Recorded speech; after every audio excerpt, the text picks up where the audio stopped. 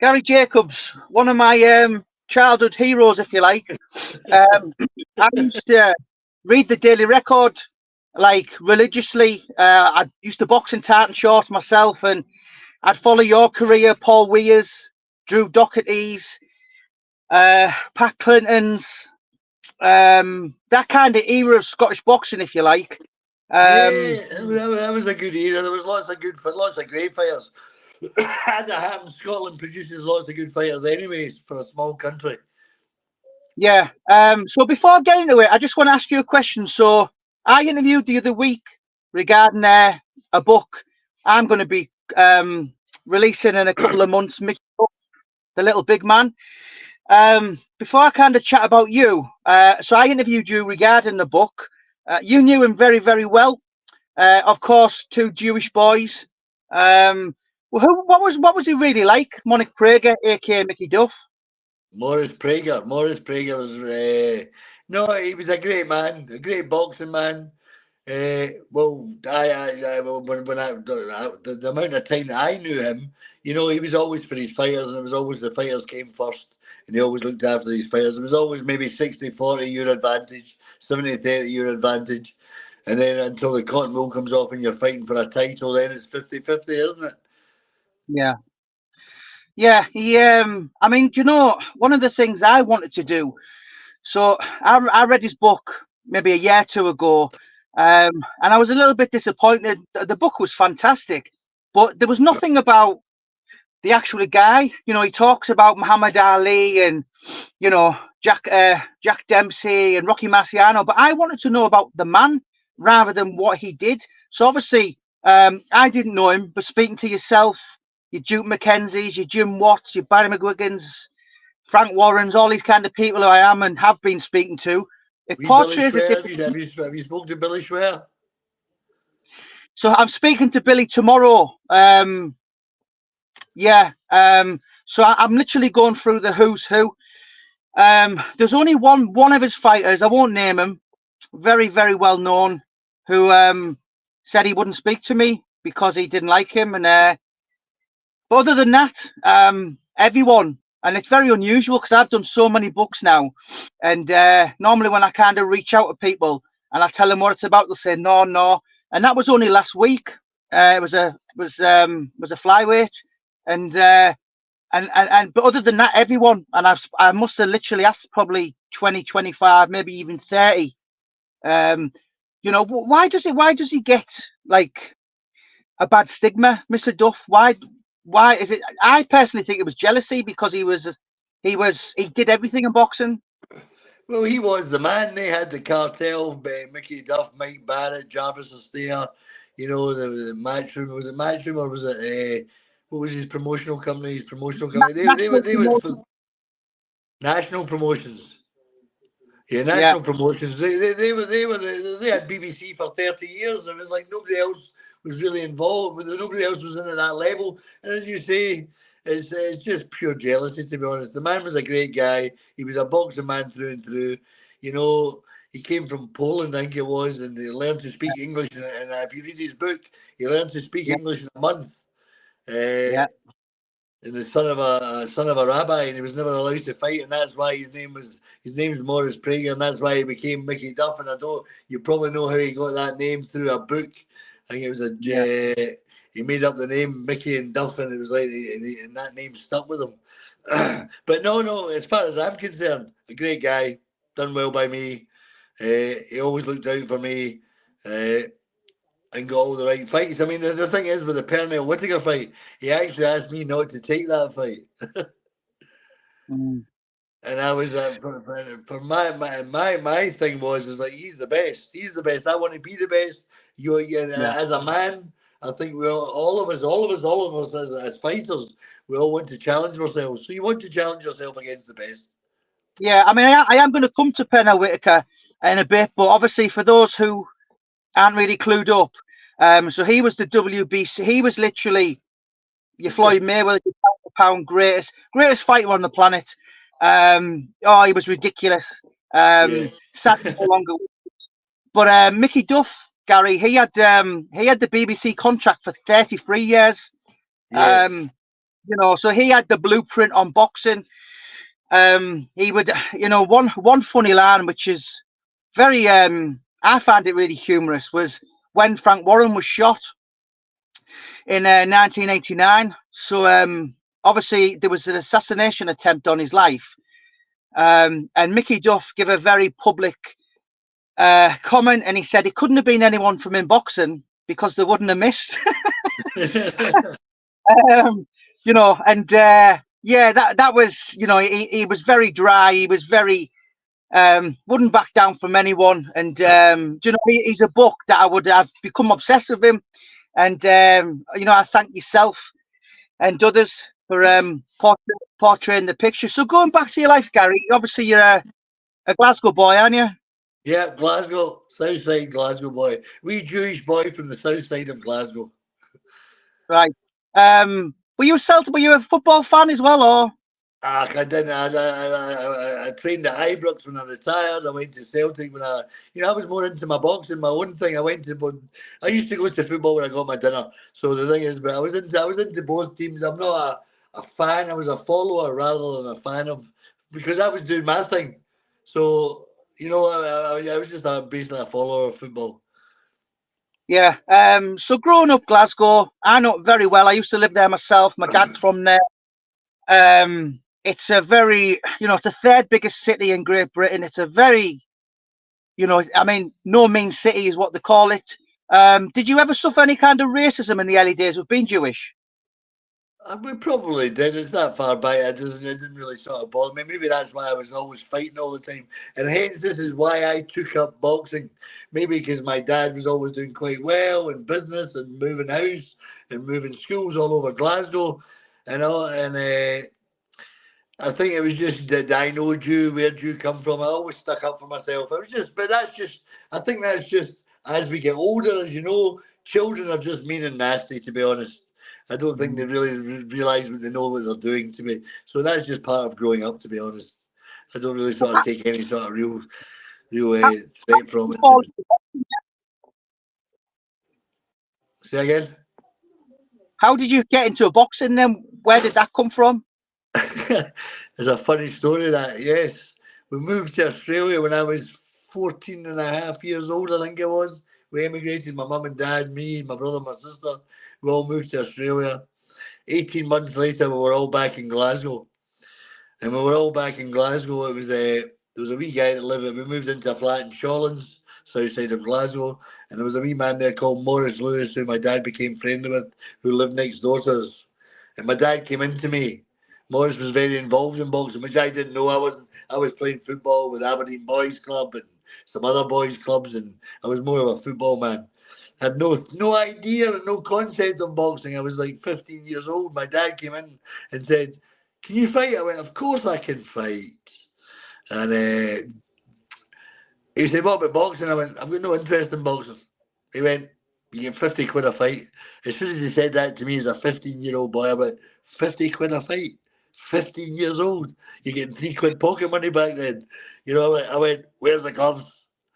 And it stemmed from there. So I went to the boxing club. I thought I was a bit of a boy. I used to fight all the time in school and all the rest of it, and thought I was a bit of a lad. And I went to the boxing club. And the first night I went to the boxing club, I then realised I couldn't fight. I kept my mouth shut. That's how it all began. Right, for people watching this, so when I grew up boxing, you just get a trophy in England. So in Scotland, it's a lot of the times you don't get a certificate or you get paid. Were you a natural, Gary? Definitely not. I only had 12 amateur fights. I had my first fight at 15 and a half years old. I was a goldsmith to trade. I made jewellery. I drove a van. I delivered kitchens at 15, 16 years old. And I ended up becoming a goldsmith as well, and learning how to become a craftsman. Didn't see that through because I didn't spend enough time with it. As a natural, no, I definitely wasn't a natural. I just said to all my friends when I became 19 and I had 12 fights, my thought was, I can get a couple of £100 for a fight. I can have one of them every 6 weeks, 8 weeks, and top of my wages. If you're getting £50 to work all week, £200 was an astronomical amount of money back then for a 19-year-old boy. And that's how it all started. But I did say to all my friends, boys, you're not going to see me. I'm going to eat, sleep, train, because I was terrified. I was absolutely terrified of getting hurt. The boxing games are the pain game. So the thing is that my philosophy was, if I could throw punches for 3 minutes of every round, then you're defending, I'm attacking. That was in my head, and that's how I sort of progressed with it. So I was always extremely fit. So, I mean, you had a hell of a lot of fights, and you basically completed the sport of boxing by the big one: British, Commonwealth, European, fought for a world. The WBC, World Boxing Council, fell up short against the greatest man on the planet at the time. So, when did you start realizing, hang on a minute, I'm not going to need. I'm a bit better than getting £200 a fight. I'm actually going to win titles. When was the first thought where you were like, do you know what? I can make a legacy here.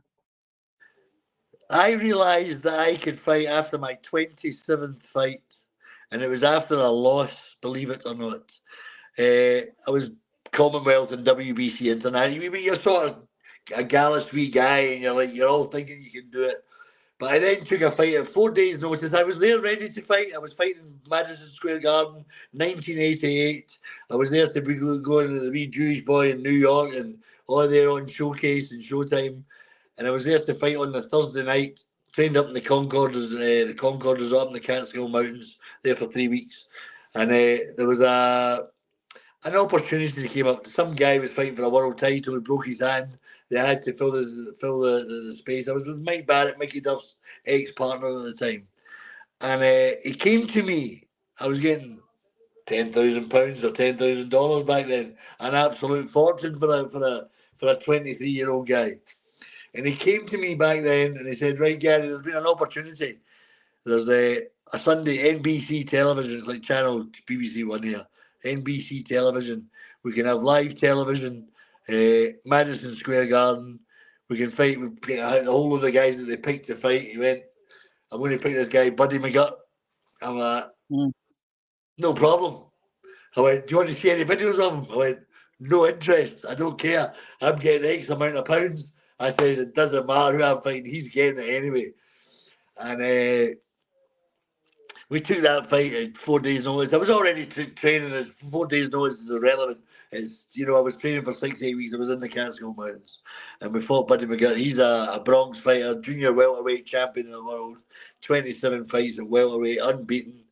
And I went and fought him that night, and he beat me. He beat me, and I couldn't believe he beat me. Counter puncher, great fighter, great man. I mean, an absolute talent. I mean, how did he beat me? So the reckoning and the realization of that was back then. If anybody knows about boxing, there was a guy called Simon Brown, who's a Jamaican, 35 fights, 35 wins, and I don't know if that's the correct record, but round about that 20 odd knockouts. Guy was unbeatable, unbeatable he was. So McGutt beats me. He then is going to fight Simon Brown for he was a junior welterweight champion of the world, moved up to welterweight. He's then going to fight Simon Brown for the welterweight championship of the world. And he's fighting him. I says, he's going to get absolutely destroyed. Destroyed. He couldn't do anything with me. He wasn't going to do with him. You don't realise you're not thinking about yourself. You're just doing your own thing. So that fight goes ahead. And Brown's, he's invincible as far as I'm concerned.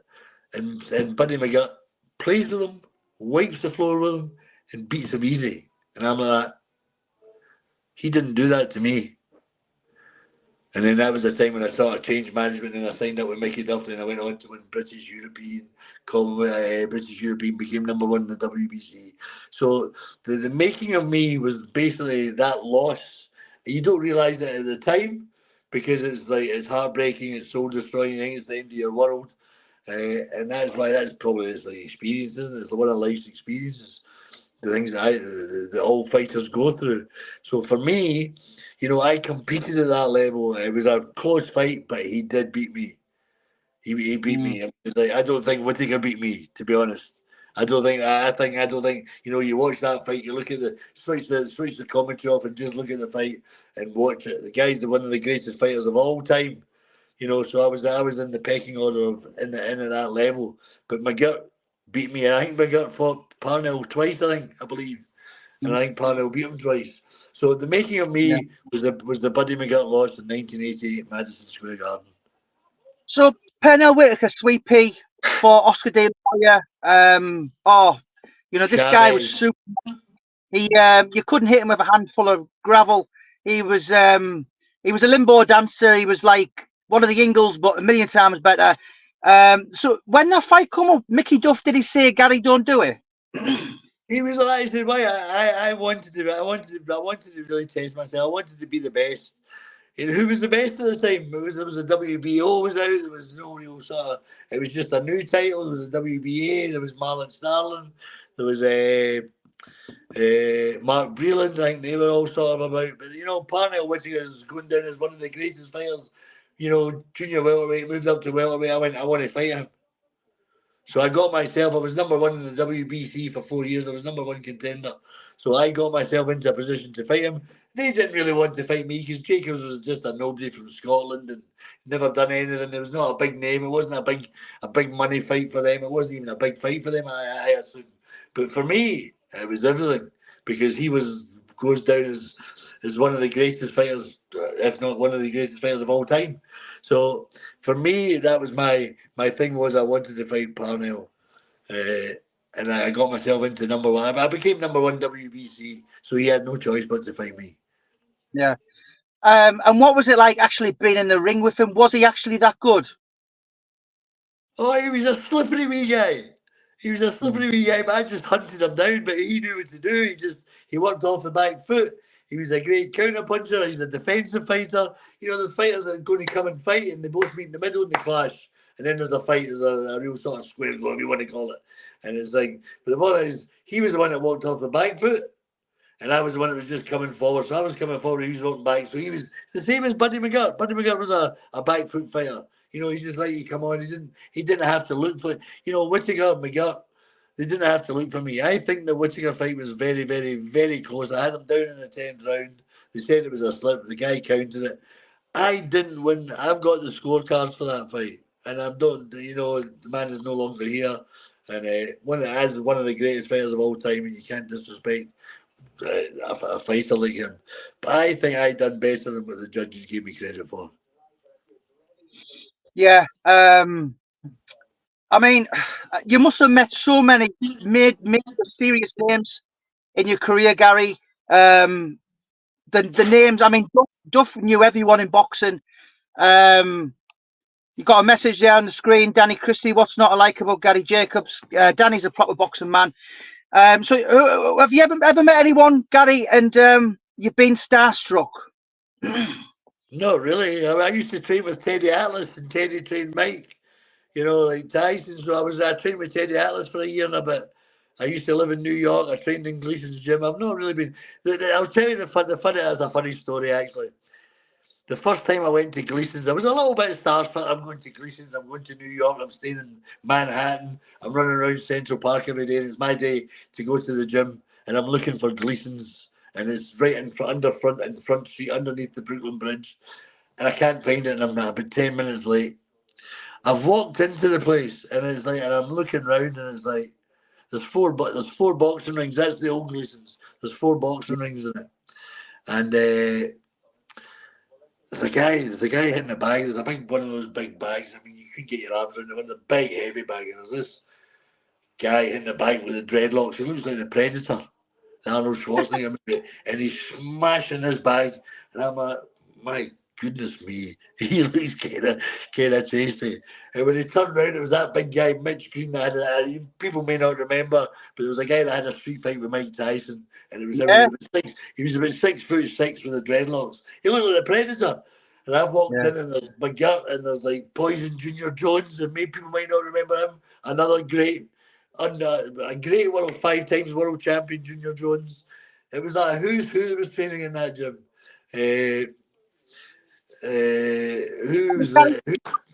Stop you there. So Junior Jones actually beat Barrera, and Mitch, was it Junior Jones that beat Burn? Yeah, well, I'm sure it was. And Mitch Green was like, he basically was the leader of the most notorious gang in New York City. So that's, you've got serious characters in there. Yeah, no, absolutely. There was a whole list of them. There was a whole raft of them.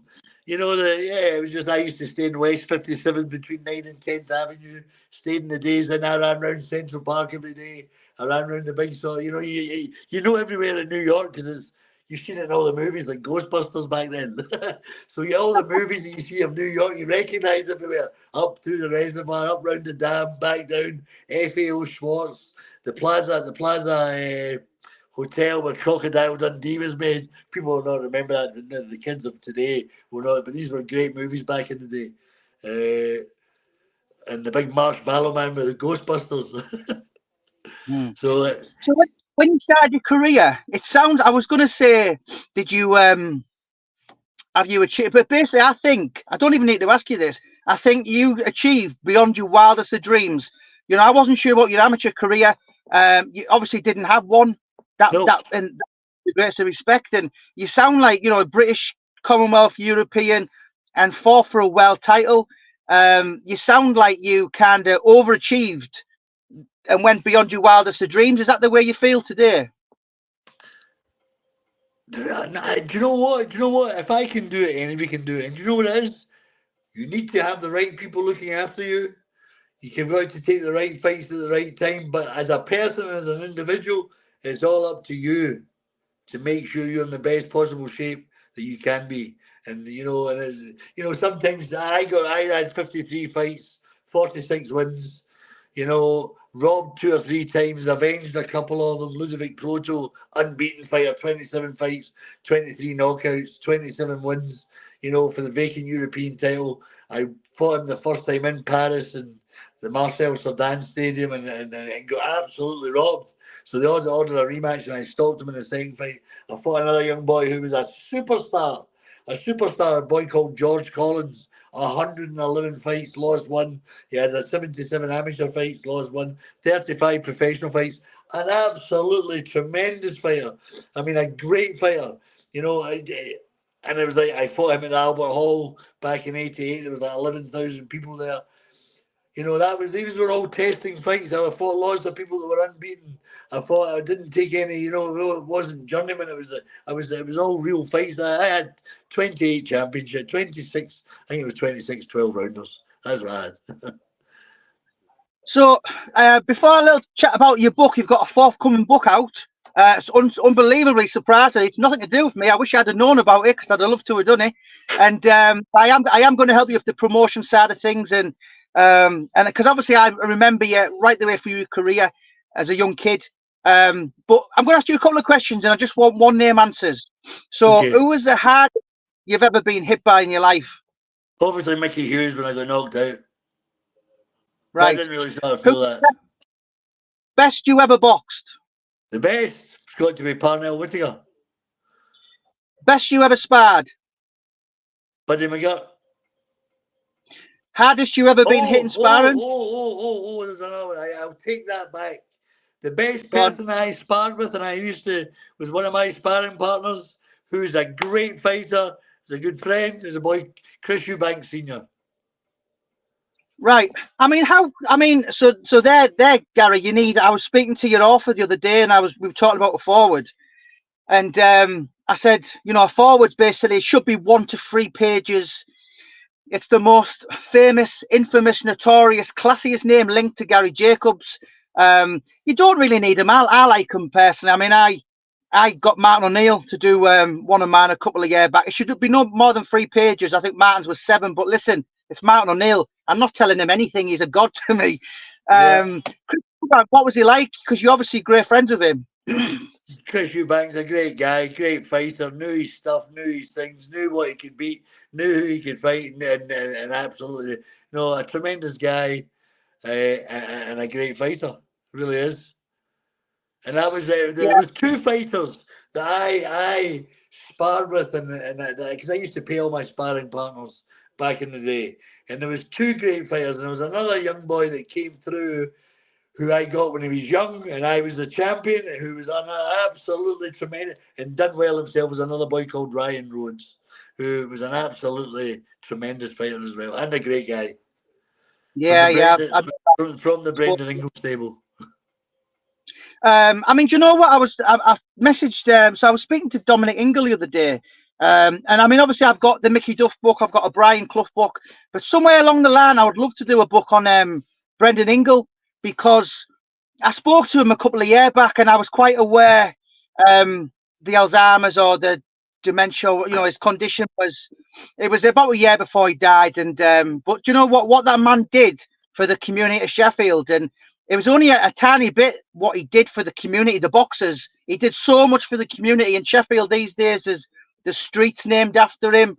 Obviously, I've got the Junior Witter book out there this year. Junior's taking forever to give me it back, but it is coming out. What was Brendan like, Gary? A tremendous man, heart of gold. And as they say, when you're in boxing, it's not about the money. People think guys like Brendan didn't. He made sure that the fighters got the money, but for him, it wasn't about the money. It was all about giving back and looking after the kids and making sure the kids and getting the kids off the streets and keeping the kids out of trouble. No, he's just a tremendous man. I really was. I didn't really know Dominic, his son, because he was obviously a lot younger. But it was Brendan. Brendan used to think Johnny Thaxton. He sent Ryan Rhodes. He used to send me all the sorts all this, because I looked after the boys when they came up, put them up in the hotel and gave them some money, and everybody got looked after. But that's what they do in the boxing, behind the scenes in the boxing world. That's what all the fighters do. They all look after each other. To be honest, it's the most brutal and barbaric sport on the planet, but the nicest guys you'll never meet. Yeah, I mean, I've got a few of these books. Nick Manners is another book coming out this year.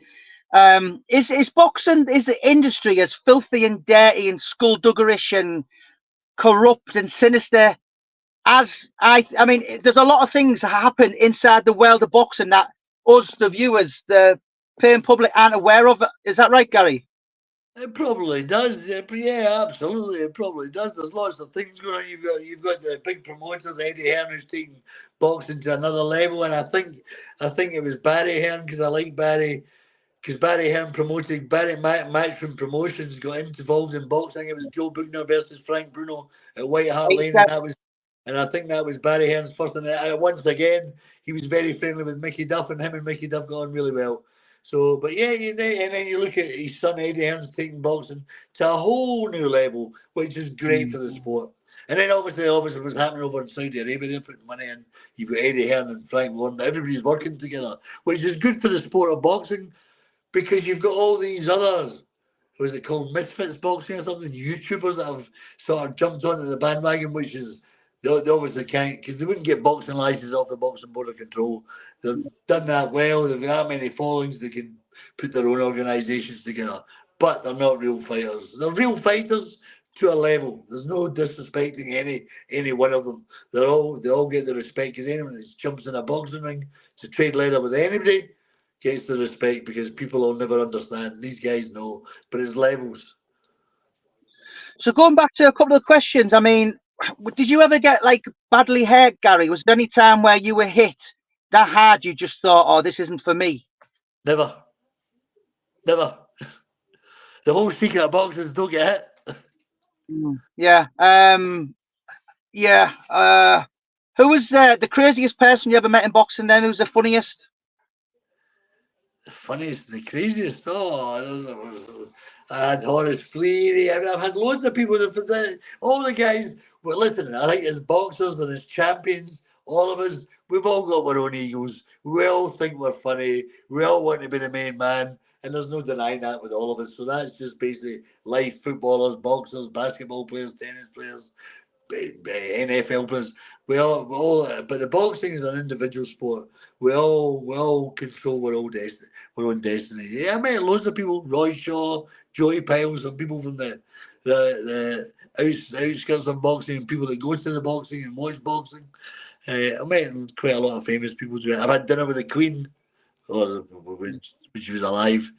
So at the opening of Hampden, I think it was 1990, the Hampden got reopened, and the Queen came to open it, and I was sitting at the table with now the King, actually, to be honest. A name there. I actually did a book on Roy Shaw with his son Gary Shaw. How did you find Roy? A great guy. What's a great guy? He's a great guy. Yeah. Well, what happened with me and Roy? I'll stay with me and Roy. He was an absolute gentleman. He was a great guy. And once again, as people like I got the respect of all these people because of my level of boxing achievements. I don't look at myself that way. It's just something I done. So because I reckon if I can do it, anybody can do it if they put their mind to it. Anybody can do it. Anybody can do anything if they put their mind to it. Do you know, I'm friends of Josh Warrington, and he's done everything. He's two-time world champion, but he wasn't blessed with any kind of Olympic squads and all that. And what he's done, he's put Leeds on the map, and he's basically got out there and done and he's a bit like yourself, he's literally been committed and disciplined, and it's such an inspirational story, Gary. So you've got a book coming out. I mean, you retired in 97, I think it was. Yes. Why now?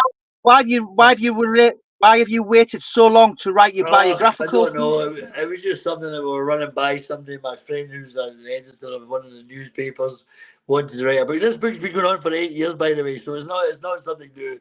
It's now coming to fruition. But I want to sort of get my story out there. People might read it, they might not, but it'll be interesting. It's like it's all about my fights, isn't it? How we lived the life, and some funny stories in there.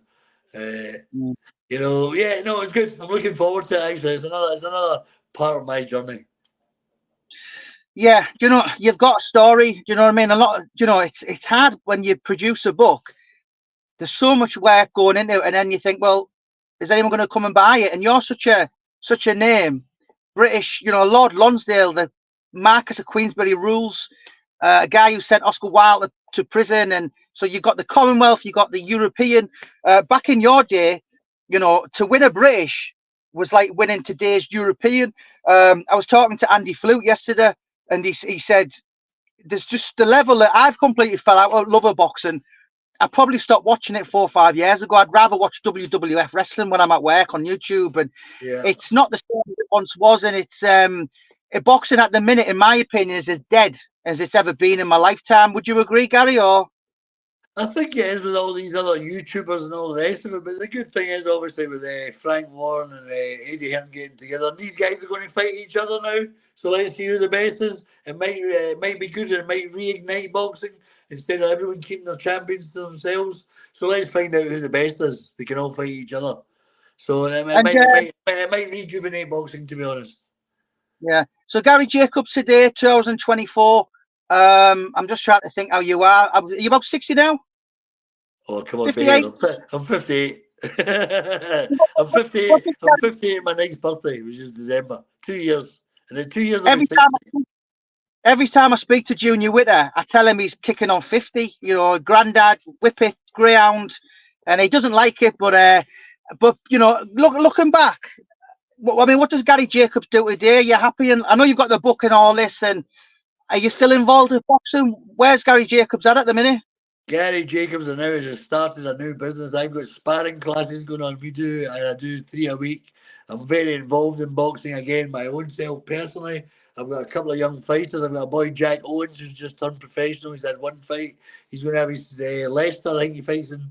He's got a tasty fight in four weeks down in Leicester against an unbeaten guy. So I'm involved in training young Jack Owens. And I'm building my own business again as well. As I've got some sparring classes on. I'm involved. I'm trying to get into the establishments and trying to do a couple of different things. I done something about 3 months ago. I think it was. I went into Berlin prison to take my sparring classes in there in a 4-week trial period to see if I can take that any further and to get the prisoners to do some body sparring with me. And we've done that, and I think it went quite well. There's a big budget coming out. The budgets don't come out to March and April. But the week I'd done that, the funniest thing in the world happened. The week I'd done that and finished, the England Rugby Football Club were taking rugby into some prison down in London somewhere, down in England. So I was like, my goodness, it's like I've been doing this for 4 weeks, and all of a sudden they're getting all the press and the publicity because it was the England rugby football team taking rugby into the prisons, which I think rugby, boxing, football, but boxing and rugby in the prisons and the prison, because what it does do, it teaches manners and respect. And I don't. Some people are in there they're just unlucky. They've ended up in these places, and it can really help them. It can really rehab them, and it's maybe help them not to reoffend again.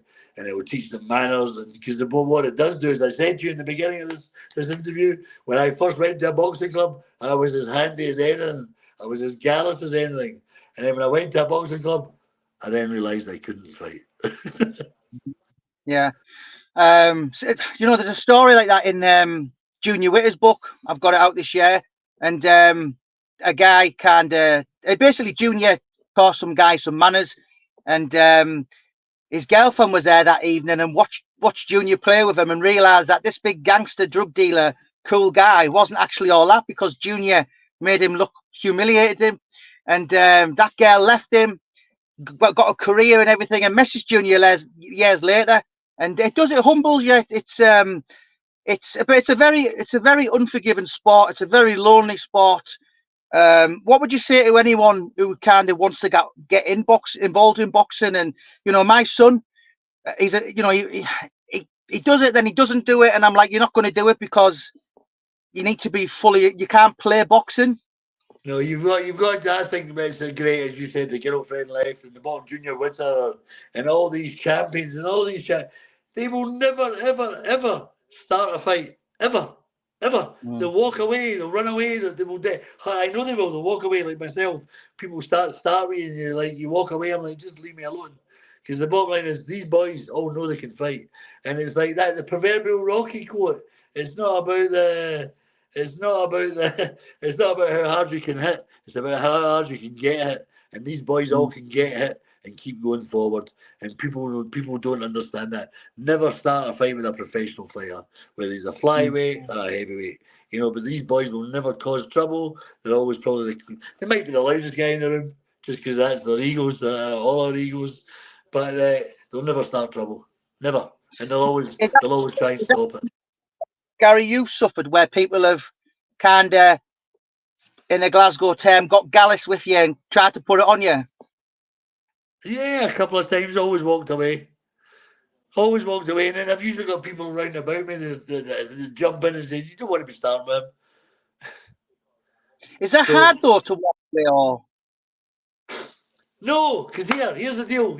I'll say to you, hey John, no problem. I'm going to fight you. We're going to fight. I'm not going to walk away from you, and I'm going to fight you. You want to fight me? Let's fight. I said, but okay. I'm not fighting you for nothing. What kind of car you got? There's my car keys on the table. Put your car keys on the table. And see, once you beat me up, you can take my car. But if I beat you up, I'm taking yours. Yeah. I mean, so Gary, I'm going to share this all over the boxing pages everywhere. I'm going to try and get a lot of good views. So I'm going to ask you, can you send me your links that you want? I'm going to put in the bio. So if anyone wants to contact Gary Jacobs, I mean, you're very, very approachable, very friendly. As I said, you've got a book out.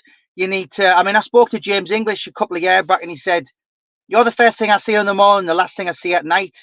You've got to literally be that much where when people go home and they're up in the cupboards, they find something about your new book coming out. That's my advice to you. Yes, well, your help would be appreciated. Yes, I'm all over Instagram. I have got I'm very good friends with the chief writer of The Scottish Sun. Yeah. So he did the Alan Thompson book for me. I was going to do Scott Harrison's book, and I decided that no chance. I'd had enough. I'm not going to go into it, but he wasn't for me. He was hard work, and but they did the story anyway. So I know personally that they would do the Gary Jacobs story. My opinion to you is pick the biggest first and do them all at one go. It's a bit like when the police are going to arrest someone, they do it at army, meticulous military planning, 6 a.m, and it's boof. So what I'll do when I've got a new book out, I'll ring 50, 60 people all in one day. And that podcast, that paper, that journalists, that Boxing News, all think they've got the exclusive, and then it just comes out like the Great Fire of London spreading. So I'll help you with that, Gary. But is there anything you wanted to bring up? No, at the moment, that's fine. And listen, I've enjoyed speaking to you. I've enjoyed being on your podcast. And thank you for your help. No. When the time comes a bit closer, it'll be out within the next 2 months, I think. Hopefully in the next 2 months, I, we'll have that book I, out. was, I was speaking to your writer the other week, and I think he's looking at May. Yes, yeah, probably around about May. Well, I'm on his. It's been, as I said, it's been 8 years. I'm on his case. The book's actually done. It's just now how we're going to promote it with the publishers and how to get it out there and all the rest of it. And because I don't know if there's a lot of money to be made in a book, but it's just to get the story out there. Who knows what may come from? Something might come from it. I might be a star again. Who knows? I might be coming to end up in that. What's that Saturday night program? What's that? Yeah, that's the thing you've got to be. A book can open up doors. You know, whether you want to be a punditry, whether you could be a Netflix series. Do you know what I mean? It's like, yeah. But you've just got to be relentless. So Gary's on Facebook, Twitter. Instagram. I'm not sure if it's Instagram. I'm going to put all the links in this video. If anyone wants to reach out to Gary, very approachable, very friendly. Click in the bio of this video and it'll directly go through to Gary. And Gary, you've got my number, mate. We'll stay in touch and I will back you all the way. I will love to read it. I will make sure you get the Mickey Duff book this year. Yeah, that's brilliant. Thank you very much. Just keep in touch with me and we'll talk later. We will. God bless. Thank you so much. Take care, champ. Thank you. Thanks for watching, guys. Hope you enjoy it.